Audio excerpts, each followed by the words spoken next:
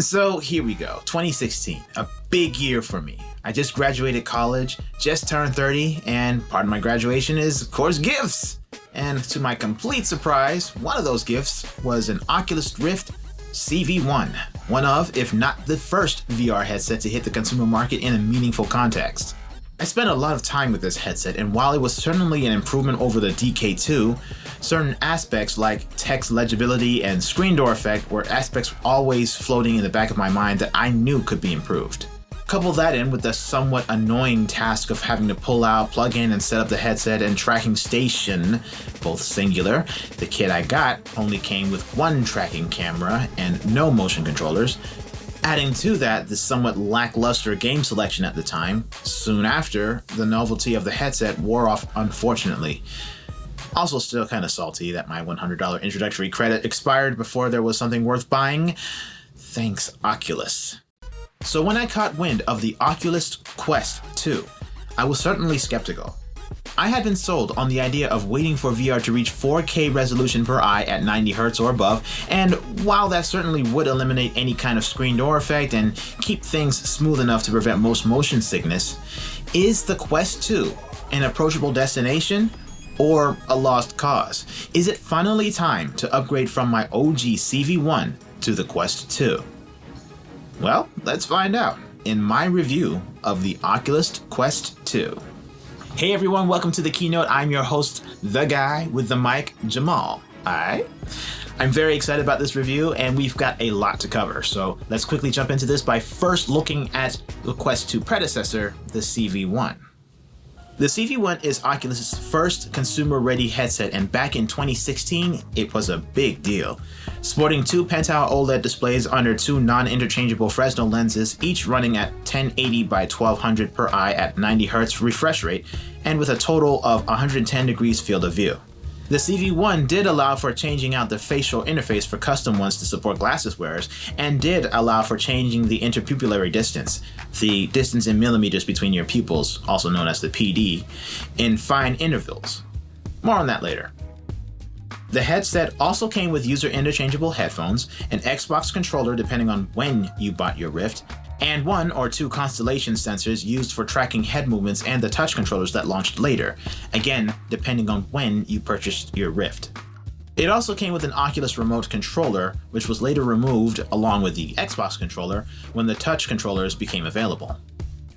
At the time, the experience was jaw-dropping, with better than expected accuracy and performance.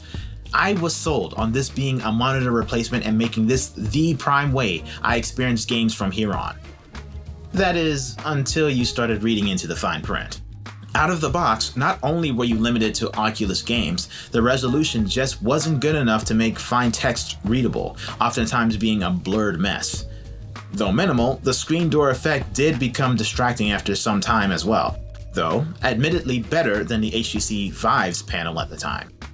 A positive, however, was thanks to the OLED display, the headset did have some great contrast and deep blacks. Good night, everybody. However, the headset's default facial interface got uncomfortable rather quickly with no comfortable support for glasses. And being a wired HDMI plus USB solution, there was no way to take the headset wireless. That being said, as a first foray into the world of VR, it did what it needed to do by presenting gamers and professionals with an experience that they've never seen before, with a subtle look at what the future could hold. But is that future here with the Quest 2? Well, the Quest 2 is the successor to the 2019 release Quest that released in May of that year. The Quest 2 is also now the fourth consumer Oculus headset on the market. Released October 13, 2020, the Oculus Quest 2 features a resolution of 1832 by 1920 per eye, an improvement of 752 by 720 pixels per eye, still at 90 Hz refresh, but with an RGB LCD display. The Quest 2, like the Quest 1, also rocks some onboard hardware for on-headset applications, a Snapdragon XR2 CPU, 6GB of RAM, and anywhere from 64GB to 256GB of storage depending on what package you purchase. It also comes with an onboard battery, allowing for up to 3 hours gameplay on a single charge.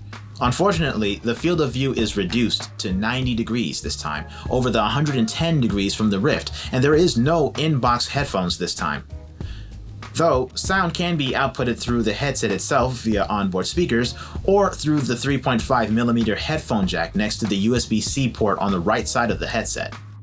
Out of the box, you're given the headset, 2 touch controllers, a USB-C charger and cable, a standard head strap, standard facial interface with glasses adapter, standard instruction literature, and no external tracking sensors? What? Well, that's because the Quest 2 doesn't need them.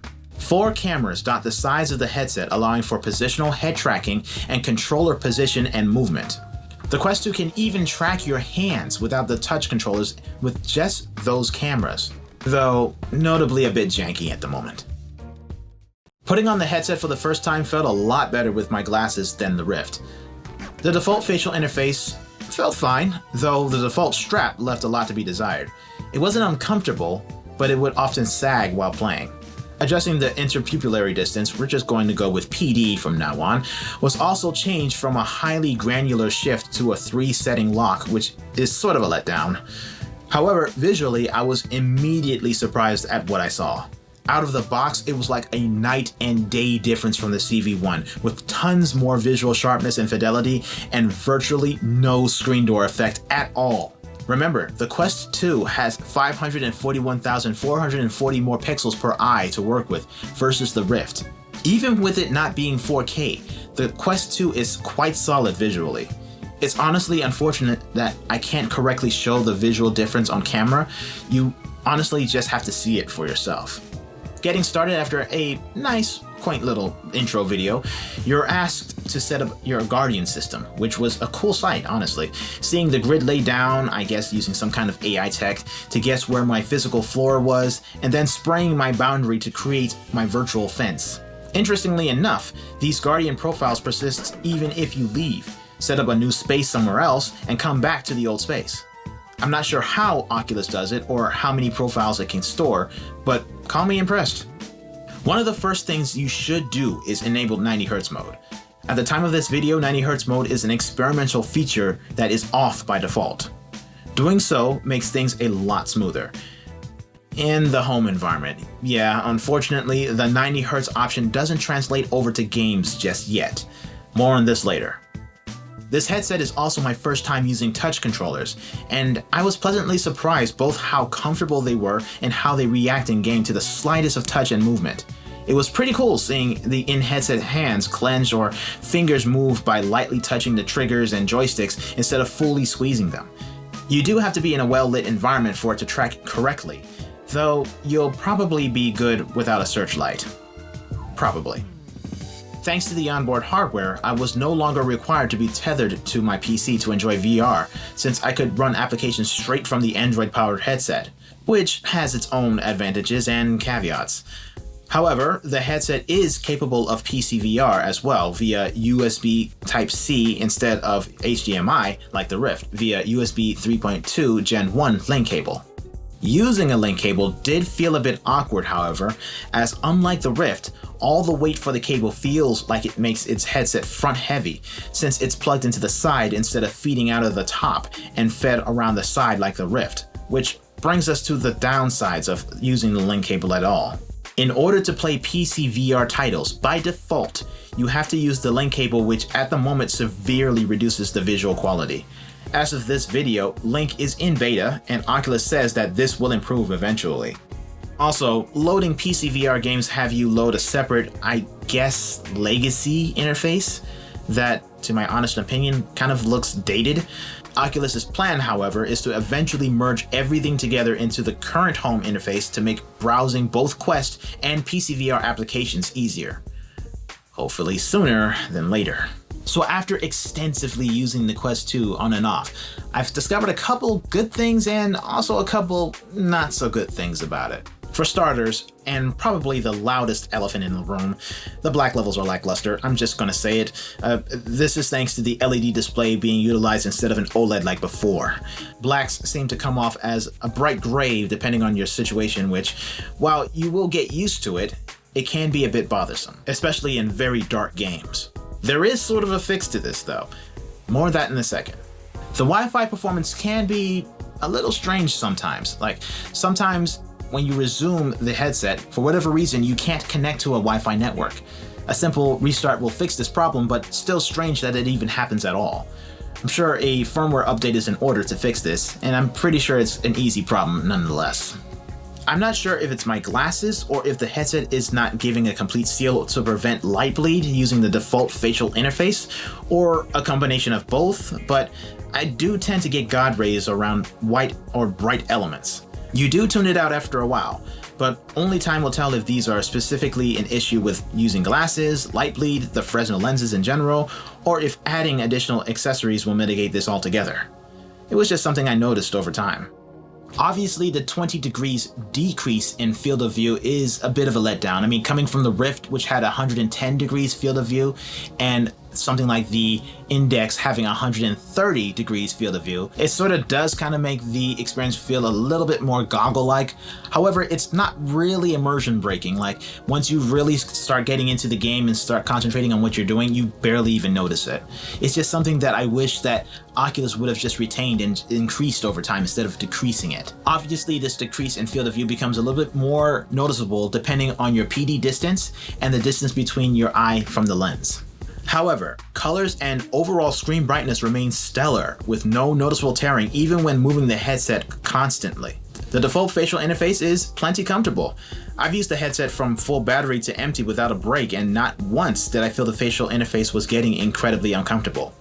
However, there are accessories that are coming out that will help increase both the comfort and sanitization of the headset soon. The interface is quick and fast with no noticeable lag in getting around the menus.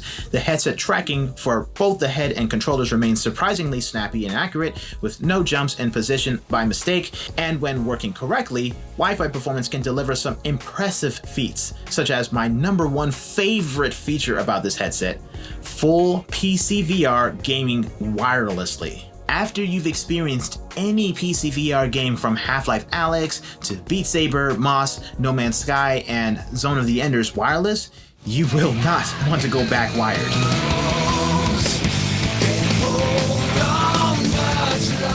Using an app called Virtual Desktop, you can essentially stream your entire PCVR desktop to your headset. Quality is, of course, dependent on your Wi-Fi network, however, but providing you have something fairly decent or a Wi-Fi 6 compatible router or access point, or either of those are in the general vicinity of where you play VR, you should be fine. What's even better is that with Virtual Desktop, once you have everything set up, you can play wireless VR games remotely. I took my VR headset to my sister's place, who lives 200 miles away from me, and I was pleasantly surprised that my PC was available as a source to stream from. I was able to stream and beat an expert level Beat Saber level running on my computer at home 200 miles away. That's crazy. It gets even better though. Remember that 90 Hz limitation I mentioned earlier and the black level issue? Well, out of the box, you can force Virtual Desktop to make games run at 90 Hz, and there's an option to adjust the dynamic range of colors and make brighter colors brighter and darker colors darker. You will need to load Virtual Desktop via SideQuest, however, and you will need to purchase the Virtual Desktop app from the Quest store, not to be confused with the version on the Oculus store. Needless to say, the process is extremely easy, with easy to follow instructions right on the SideQuest page. Speaking of SideQuest, another way to improve the black levels is to use the Android settings application. Remember, the Quest 2 runs on Android and by default has the Android settings menu disabled. Loading this app, however, allows you to access the brightness settings, which when lowered also improves the black levels, surprisingly without over-dimming the screen. One thing to note, however, is that this is an adjustment that more than likely Oculus will fix over time, especially since they're migrating their legacy home interface into the new home interface. So I could see them actually giving us access to the brightness and contrast levels natively. However, there are applications such as Big Screen that actually implements their own adjustments to the black levels in software. I could go on and on about Virtual Desktop and using it to play Steam games like Streets of Rage 4 on a simulated theater room screen remotely with similar parsec level performance in VR, or even watching 3D movies in Virtual Desktop, or using it to remote manage your computer and documents, but we'd honestly be here all day. So getting back to the Quest 2 itself, it has a host of customization options available to it. For this reason, I highly recommend you get the Elite strap. Thank me later, you're welcome. Your comfort level will vastly improve, putting on the headset will be vastly easier, and it simply looks better. To extend this recommendation, however, if you can swing it and if you can find it, get the Elite strap with the battery. The added 2 to 3 hour time allotted to you because of the extended battery is definitely worth it, especially if you're doing wireless gaming, since Wi-Fi gaming does drain the battery faster. For some, Wi-Fi simply isn't an option and will opt for the link cable anyway. For them I say, well, do you, I guess, but if you must, there is the official link cable offered by Oculus, but I highly recommend just getting a third-party cable at the same spec off Amazon for less. It will function essentially the same, and you can get it way longer too. Those that purchase the RX lenses for the Quest 1 will be happy to hear that their lenses should work fine out of the box with the Quest 2, so no need to order a new pair. To help eliminate light bleed, and because I hate dealing with my glasses in VR, I honestly can't wait for mine to come in. This, along with notably the most comfortable face interface for VR around, the VR covers. At the time of this video, it's anyone's guess when these will actually start shipping again, but I personally can't wait for these to come in either.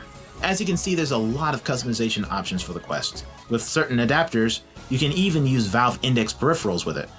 However, there are a few things to note about Oculus's accessories at the moment. For starters, there seems to be reports about the Elite strap snapping at the plastic. Many claim this is user error by forcibly removing the headset before loosening it at the back, but apparently the issue was significant enough for Oculus to halt the sale of the Elite strap entirely. Personally, I've had no issues with my own Elite battery strap, so here's hoping that these users just got a bad production run, or that if I do develop any issues going forward, Oculus will be able to compensate me appropriately.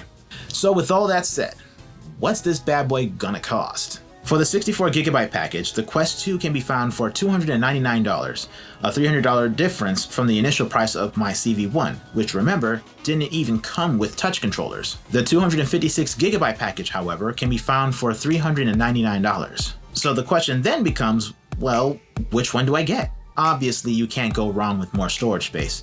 However, if you want to save a few bucks, if you're primarily going to be doing PCVR gaming anyway, or wireless gaming via virtual desktop, then just get the 64GB version. Use the internal storage for general apps like virtual desktop or big screen, and load occasional games you want to take with you on the road like Beat Saber or Hyperdash, and just stream everything else. However, if you don't already have a PC rig capable of running those games, your Wi-Fi is not the best, and you want something that houses everything, get the 256GB version. The Elite strap can be had for about $50 with the Elite battery variant for $120. Cool thing with the battery variant, it also comes with a free carrying case, which is convenient, despite its sucky zipper. VR covers for the Quest 2 can be had for $30 when they launch, and you can find RX lenses for around $100. Personally, I ordered from Widmover, Mover, I don't know, I'm sorry, I don't know how to say their company name. The official Oculus Link cable can be had for $79. However, this C-Bus USB 3.2 Gen 1 16-foot cable will do fine for $22. You're welcome. So, let's address the other big elephant in the room. Facebook.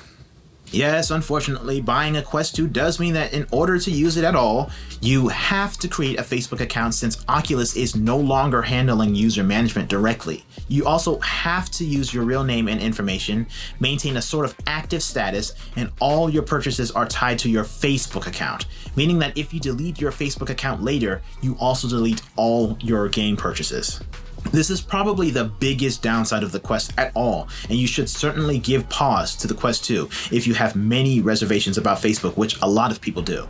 Personally, I don't have that problem because I actually do maintain an active Facebook account, but to force users to have to create something that they don't want rather than just having a separate account for just gaming itself is kind of, it's kind of a bad look. And the reason why they couldn't actually separate those two databases to begin with, just having a gamer Facebook database of just gamers who don't want to use their real names and don't want to use their real information versus the people who want to actually use the social aspects of Facebook, I'm dumbfounded as much as you are. Making matters worse, there are reports of Facebook straight up banning people by making gaming accounts with pseudonyms, making your headset physically useless. It's a bit underhanded in my opinion and definitely gimps some of the progress made by having VR at such an approachable level. It's mainly for this reason why I try to find my games on Steam first, regardless of cross-buy compatibility with the Quest 2 version. Needless to say, I trust Steam a lot more given that they have an established history with gaming distribution over Facebook.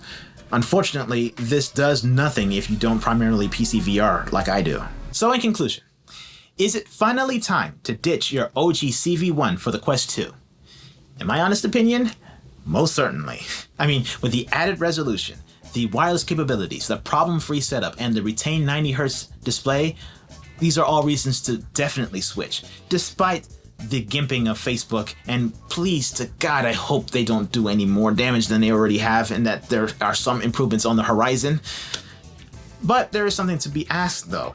Is the Quest 2 the right headset to upgrade to at all for you? I mean, headsets like the HP Reverb G2 offer a much more impressive 2160 by 2160 pixels per eye LCD panel with a wider 114-degree field of view with out-of-the-box earphones, but it's also $600 for just the headset. It's not wireless and is on pre-order as the time of this video. The Index, which pales in comparison in visual fidelity to the G2 based on the video footage I've seen, with base stations costs nearly $1,000. And this is before you even consider a video card and other PC components if you're doing PCVR, which for both, that's pretty much your only option.